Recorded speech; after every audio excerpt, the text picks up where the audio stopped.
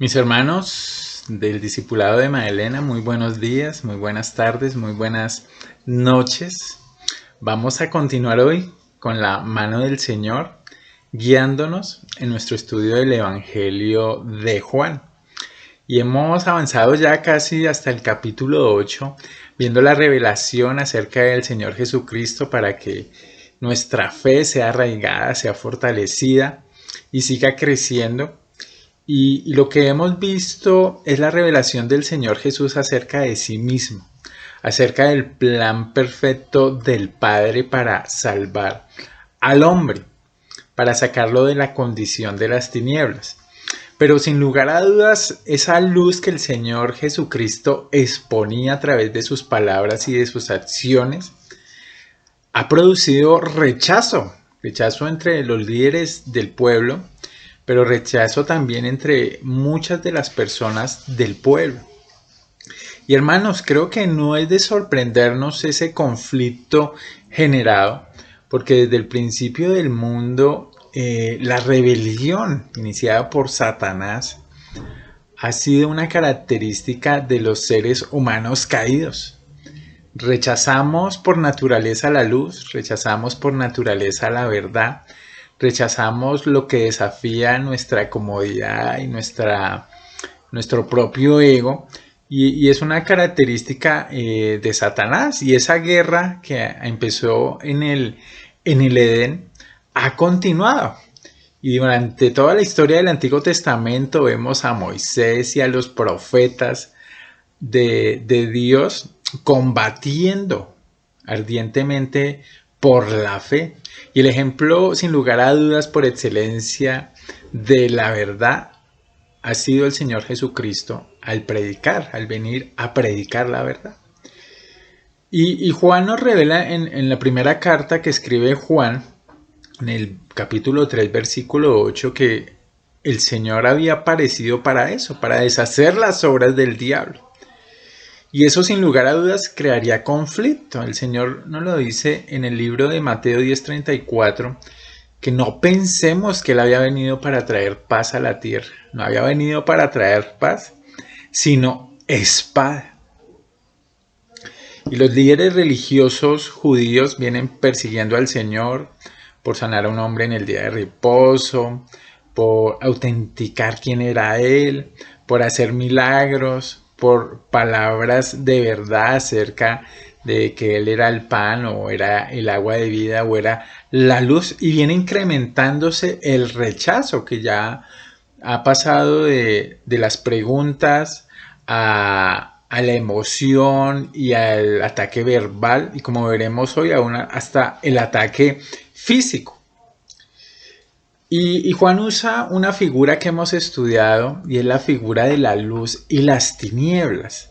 Desde el versículo 5 del capítulo 1, Juan nos decía que la luz en las tinieblas resplandece y las tinieblas no prevalecieron contra ella. O ahí mismo sigue en el 9 y en el 10 diciendo: aquella luz verdadera que alumbra a todo hombre venía a este mundo, en el mundo estaba y el mundo por él fue hecho, pero el mundo no le conoció. El mundo no le conoció. Más adelante en este mismo libro, en el capítulo 3, versículo 19, nos revela qué es la condenación, que tiene que ver mucho con el rechazo de la luz. Dice que, y esta es la condenación, que la luz vino al mundo y los hombres amaron más las tinieblas que la luz, porque sus obras eran malas. Porque todo aquel que hace lo malo aborrece la luz y no viene a la luz para que sus obras no sean reprendidas. Entonces, este conflicto de la luz y las tinieblas, hermanos, se va a presentar, y no es para que nos sorprendamos. En nuestra propia vida como creyentes, antes de serlo, pasó este conflicto entre la luz y las tinieblas. Y el Señor aquí en el capítulo 8, en la fiesta de los tabernáculos, unos 6 meses antes que el Señor fuera a la cruz, hemos visto la revelación del Señor, por ejemplo, en el versículo 12 de este capítulo 8, diciendo que Él era la luz del mundo. El que me sigue no andará en tinieblas, sino que tendrá la luz de la vida. Y esto trajo conmoción, trajo rechazo delante de los que estaban escuchando este mensaje. Y ellos empezaron a indagar más al Señor de qué quería decir ese mensaje. Y el Señor, vimos la semana pasada, los confrontaba con unas verdades fundamentales acerca de su condición, porque ellos se creían libres, se creían hijos de Abraham, se creían que por su linaje sanguíneo era un boleto para agradar a Dios y para entrar a la presencia de Dios, y Jesús desbarata eso, desbarata toda esa oscuridad con la verdad. La verdad primero de que son esclavos. Vimos que Jesús les responde diciéndoles que era muy cierto, de cierto les digo que todo aquel que hace pecado es esclavo del pecado. Y también una verdad muy confrontante en el versículo 42 es que ellos no eran hijos de Dios como ellos creían por ser descendientes de Abraham, sino que su padre real era el mismo diablo. Eran hijos del diablo y las obras del diablo ellos querían realizar. Y esa confrontación es muy frentera de parte del Señor, y el que habla con la verdad, claro, crea una reacción en las tinieblas de rechazo, de insulto. Fíjense cómo terminaba el pasaje en el versículo 47. El que es de Dios, las palabras de Dios oye. Por esto no las sabéis vosotros, porque no sois de Dios. El Señor está confrontando y revelando la realidad. Ellos eran esclavos del pecado, ellos eran ciegos a la verdad y ellos estaban muertos a Dios. Claro, esto trajo una reacción y es lo que vamos a ver hoy en el último, en la última confrontación aquí en la fiesta de los tabernáculos. Y lo que vamos a ver gira en torno a una revelación del Señor acerca de lo que venía a ser. Y era libertar de la muerte. Y vamos a enfocarnos a través de esa revelación, a través de 3 puntos que tienen que ver con 3 grandes cosas que suceden acá. La primera es un gran insulto, la segunda es una gran revelación y la tercera es una gran autoridad. Mis hermanos, lo primero que vamos a ver es un gran insulto. Los judíos responden a las palabras del Señor, que los llamaba a la humillación delante de Dios al reconocerle a Él como el único mediador, y los llamaba a la exaltación de Dios al reconocer al Señor Jesucristo como la fuente de vida. Y ellos responden, los judíos responden en el versículo 48 y le dicen al Señor: ¿no decimos bien nosotros que tú eres samaritano y que tienes demonio? Y es una acusación de los extremistas religiosos, mis hermanos. Démonos cuenta de que la primera acusación, la de ser samaritano, es una ofensa. Para un judío era algo tremendamente ofensivo que le dijeran samaritano, porque al mismo tiempo lo estaban acusando de herejía, al mismo tiempo lo estaban acusando de no adorar al Dios verdadero, al mismo tiempo lo estaban acusando de construir una falsa religión. Por eso los judíos despreciaban a los samaritanos. Recordemos que los samaritanos eran un grupo de personas que eran descendientes de una combinación de israelitas del siglo VI, VII, antes de la venida del Señor Jesús, con gente pagana. Era una combinación que rechazaban los judíos y decían que no tenían el linaje ni la capacidad de ser judíos, y por el contrario se habían envuelto en una religión falsa. Y lo otro que acusan al Señor es de herejía, de estar poseído por un demonio que estaba lleno de un espíritu maligno que destruía el nombre y la verdadera religión judía, por decirlo así. Y estas 2 acusaciones pues no eran nuevas. El Señor lo acusaron no solamente una, sino varias veces en estos 2 sentidos. Pero mire la respuesta del Señor Jesús. El Señor Jesús no responde igual con acusaciones maliciosas. Recordemos primera de Pedro 2:23, que dice que cuando a él le maldecían no respondía con maldición. Él calmadamente responde, yo no tengo demonio. Por el contrario, dice, vamos a leer ahí en el versículo 49, antes honro a mi Padre y vosotros me deshonráis.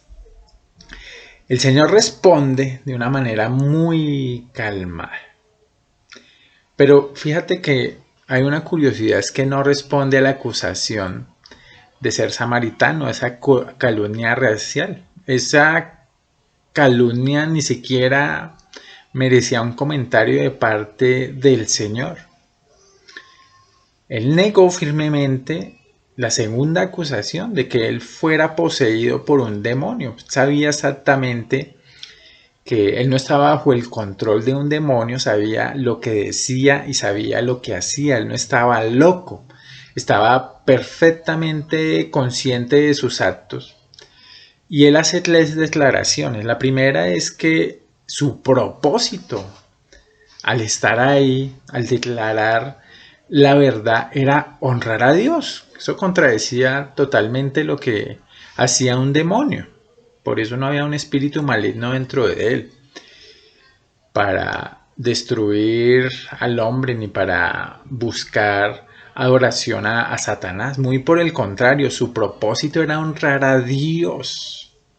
A Dios, y fíjate que lo llama su Padre, a Dios, mi Padre. Lo segundo es que mientras Jesús honraba a Dios, los extremistas religiosos no lo hacían. Ellos intentaban deshonrar a Dios, pero de un modo muy específico, deshonrando a Jesús. En unos versículos antes había dicho, ustedes, si amaran a Dios, me amarían a mí. Si honraran a Dios, me honrarían a mí. Y al deshonrar a Jesús en ese momento estaban deshonrando a Dios. El Dios que había enviado a su propio Hijo al mundo. Y entonces no había razón para una posición demoníaca. Y lo tercero es que Jesús no buscó, hermanos, fíjense en el versículo 50, no buscaba su gloria. Hay quien la busca y juzga. ¿Qué está diciendo el Señor aquí? Él buscaba glorificar a Dios con todo lo que hacía, conduciendo a los hombres hacia el Señor. Él buscaba la gloria de ese Dios.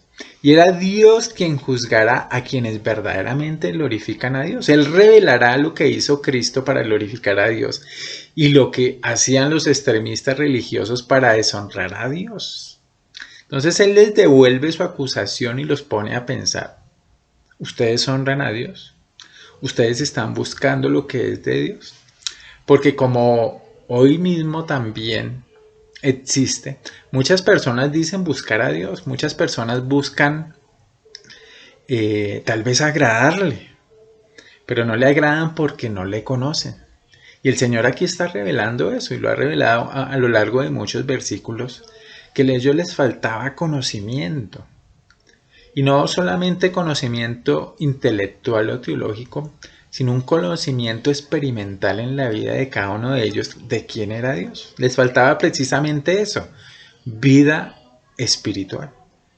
Y mis hermanos, es un gran reto para nosotros, porque hoy mucha gente dice adorar, buscar, conocer a Dios, pero tal vez las acusaciones que hacía Jesús de ser esclavos, de ser muertos a Dios, de ser personas que estaban destituidas de la gloria de Dios y específicamente que estaban ciegos a la verdad. Hoy muchas personas que dicen buscar a Dios rechazan eso y muchos rechazan ese principio del Evangelio que nos muestra la condición pecadora en que estamos y nuestra incapacidad de podernos acercar a Dios. Y mis hermanos, lo segundo que vamos a ver es una gran declaración, una gran revelación del Señor. Él ha estado una y otra vez, mostrándonos esas grandes verdades acerca de Él.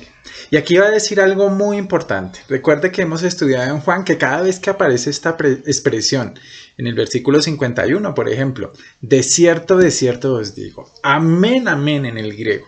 Es porque el Señor va a decir algo sumamente importante, algo a lo que debemos recalcar y ponerle mucha atención. Aquí nos dice el Señor y le dice a su audiencia en ese momento, de cierto os digo, que el que guarda mi palabra nunca verá muerte. El que guarda mi palabra, hermanos. Hay una condición y es ese guardar. ¿Qué es guardar la palabra? Sin lugar a dudas es conocerla, es atesorarla, es valorarla y vivirla.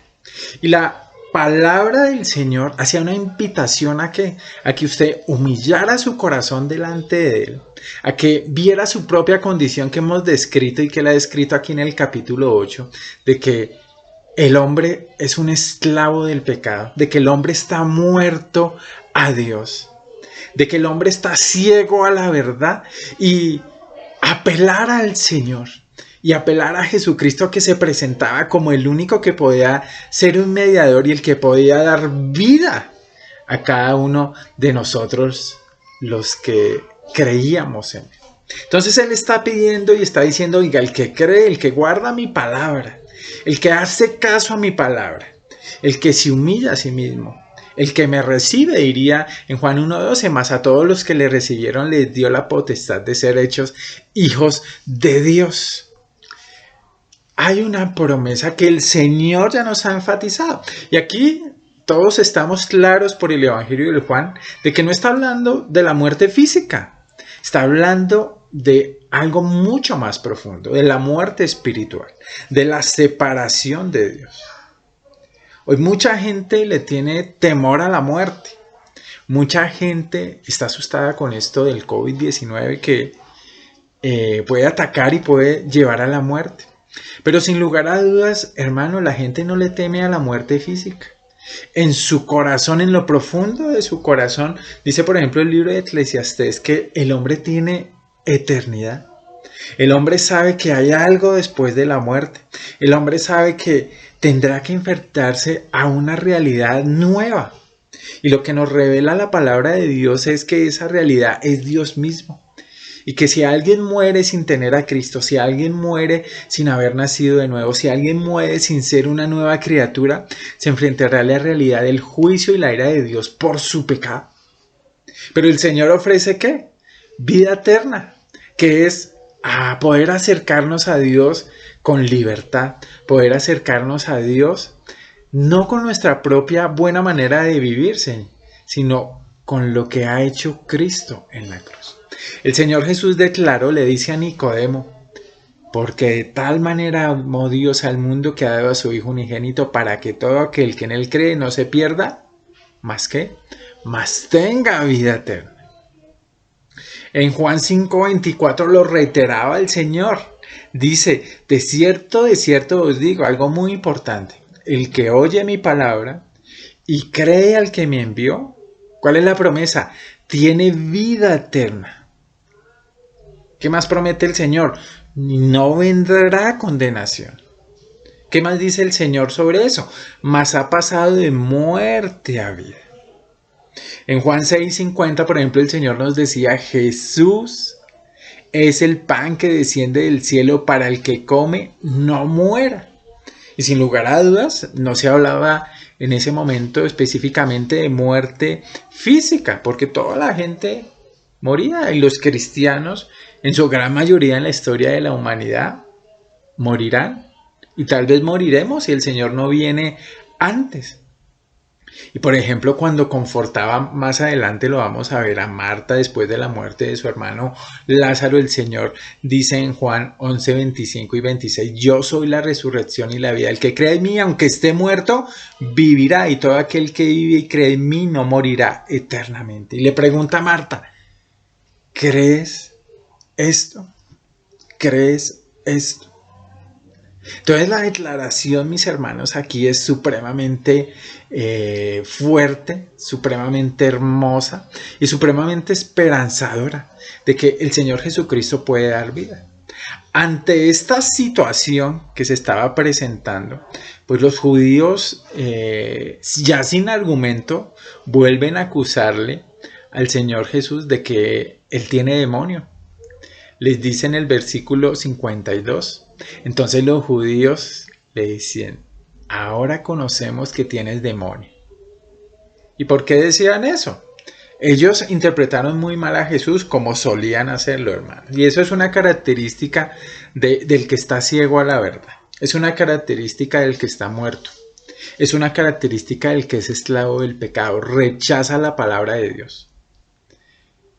Y dicen ellos, Abraham murió y los profetas, y tú dices, el que guarda mi palabra nunca sufrirá muerte. Y aunque ellos conocían por el Antiguo Testamento la resurrección, Job lo había proclamado, que él esperaba en Dios una vida mucho más allá de la vida física que ahora estamos viviendo en este tiempo temporal. Era una acusación al Señor de que estaba poseído por el demonio, porque decía que Abraham, en su manera de verlo, no había muerto cuando Abraham se había muerto. Y le preguntan en el 53, ¿eres tú acaso mayor que nuestro padre Abraham, el cual murió? Y los profetas murieron, ¿quién te haces a ti mismo? Entonces para ellos era increíble que el Señor dijera que Él tenía dominio sobre la muerte, que Él tenía dominio sobre lo que esclaviza al hombre. Y por eso el Señor va a responder de una manera magnífica, repitiendo otra vez, haciendo énfasis otra vez en quién es Él. Porque mire la pregunta de los judíos, ¿quién te crees tú que eres? Y el Señor va a responder quién era Él realmente. Y mis hermanos, hemos visto primeramente el gran insulto que recibió el Señor de parte de los judíos. En segundo lugar, cómo el Señor nos revela que Él es el único mediador que nos puede dar vida y nos puede librar de la muerte. Y ahora vemos la autoridad que Él tiene para hacer eso. Ante la demanda de los judíos que le preguntan, ¿quién te haces a ti mismo? Y el Señor va a responder con 4 cosas que Él ya viene recalcando, que nos ha dicho. Primero, que Jesús fue honrado por Dios. Él no necesitaba honra de hombres, versículo 54. Dice Jesús, si yo me glorifico a mí mismo, mi gloria nada es.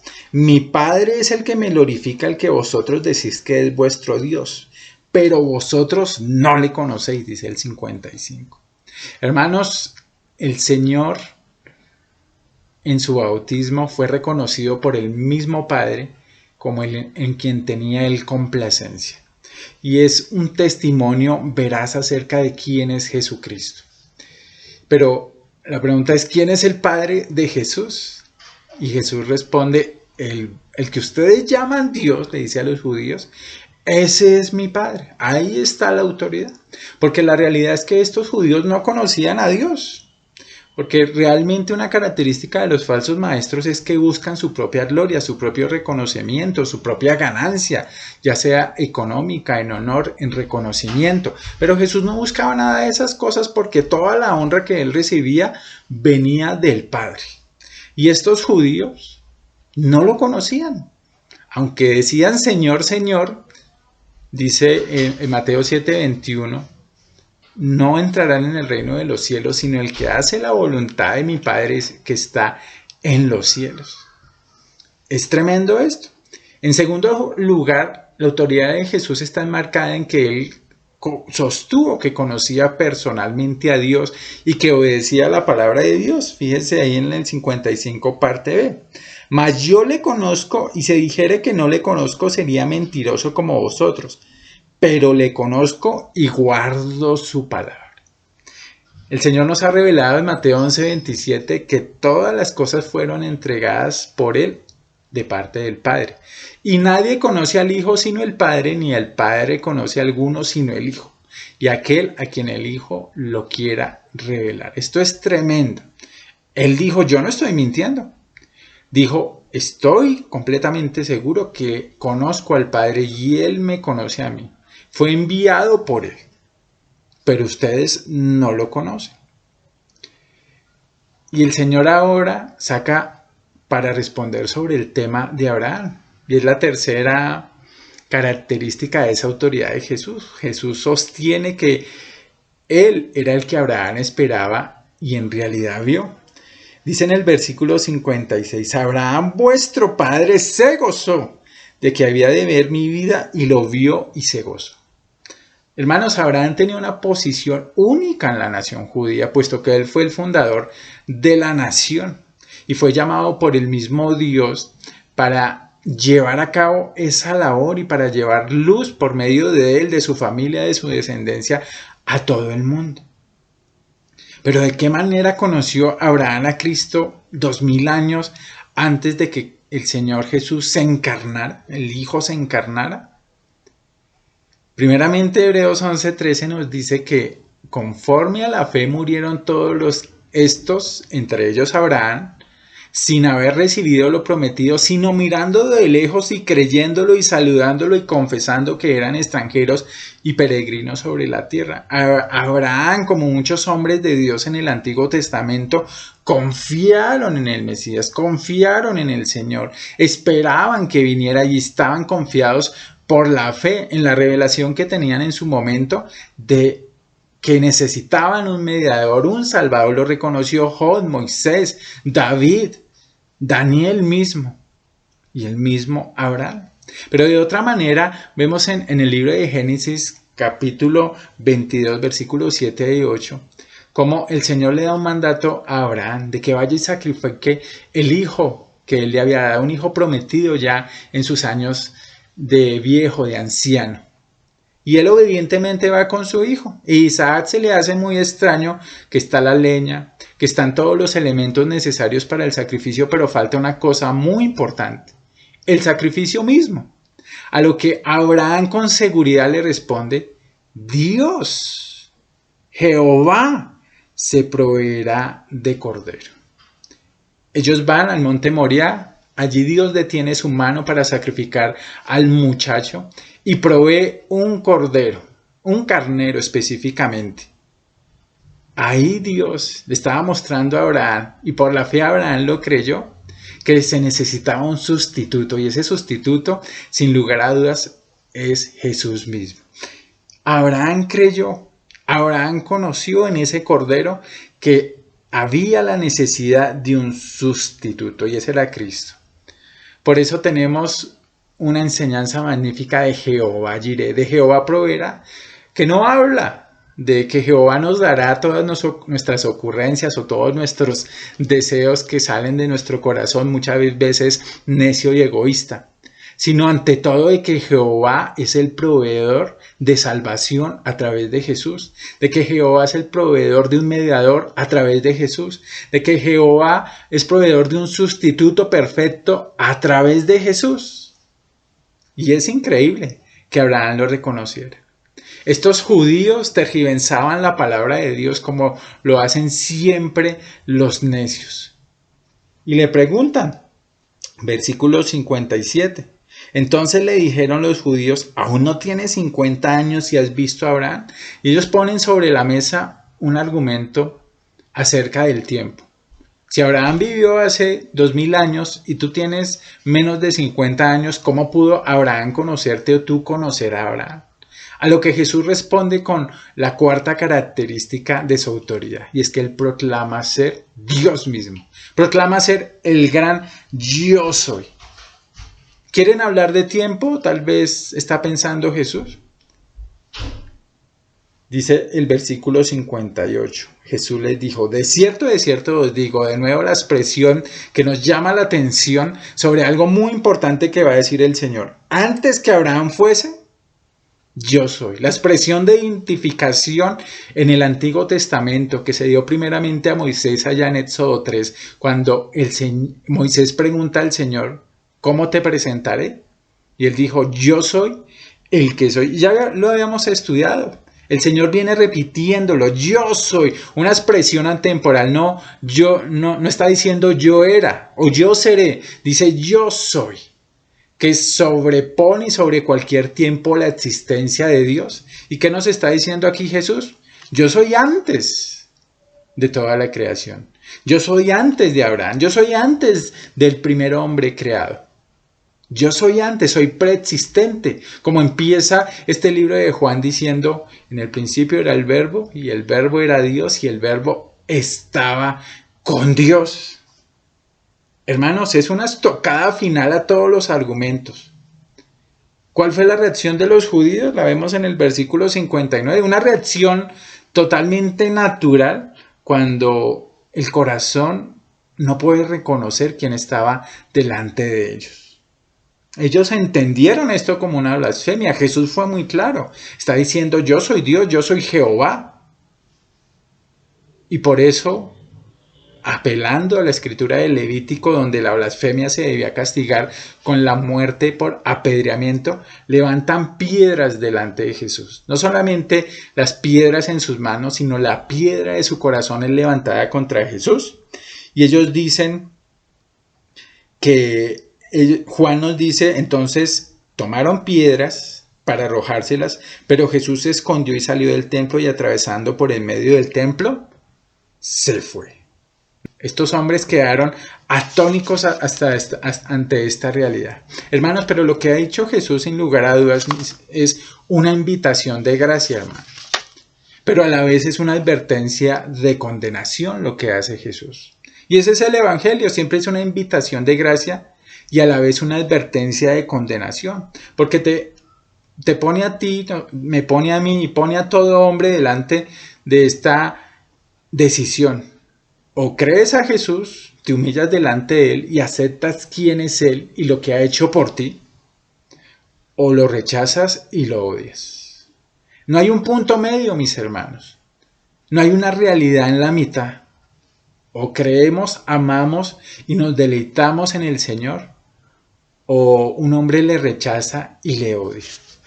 Y eso es increíble, hermano. C.S. Lewis lo decía, o ves a Jesús como un loco, o ves a Jesús como un mentiroso, o le ves como realmente es, como el Dios Todopoderoso, que vino a dar su propia vida para salvarnos. Mis hermanos, pues concluimos este pasaje viendo cosas maravillosas, dos declaraciones del Señor tremendas. La primera, que el que confía en Él no verá la muerte, no verá la muerte espiritual, no estará separado de Dios, porque ¿quién nos podrá separar del amor de Cristo? Y lo segundo es la declaración de quién es Él de nuevo, que Él es Dios, que merece ser reconocido, aceptado y adorado. Y hermanos, oremos para que el Señor, estas verdades sean de refuerzo y de fortaleza para nuestra esperanza en el Dios poderoso que tenemos y en Jesucristo que tenemos la oportunidad de adorar. Vamos a orar, mis amados hermanos. Nuestro Padre amado, te damos muchas gracias por tu palabra, que es muy buena, Padre, que es de edificación para nuestras vidas y que cumple el propósito que quería Juan, que creamos en el Hijo, que nos deleitemos en Él, que podamos ver quién es Él y todas las declaraciones que Él viene una tras otra, Señor, resaltando, repitiendo, Padre. Yo te pido, Señor, porque nuestros oídos no se queden indiferentes ante la revelación de Jesús aquí en Juan 8, en Juan 7, donde hemos podido ver, Señor, todo el mensaje de Jesús y también todo el ejemplo de corazones duros, Señor, que no aceptan ese mensaje. Y te pedimos por esos corazones en nuestros días, Señor, y también por nuestro propio corazón que todavía aún es necio en aceptar la palabra muchas veces, es necio en guardar la palabra, es necio en vivir cada día verdaderamente la palabra, Señor. Damos muchas gracias por este tiempo, en el nombre de Jesús. Amén. Mis hermanos, muchísimas gracias. Si Dios lo permite, nos veremos en nuestro encuentro. Un gran abrazo.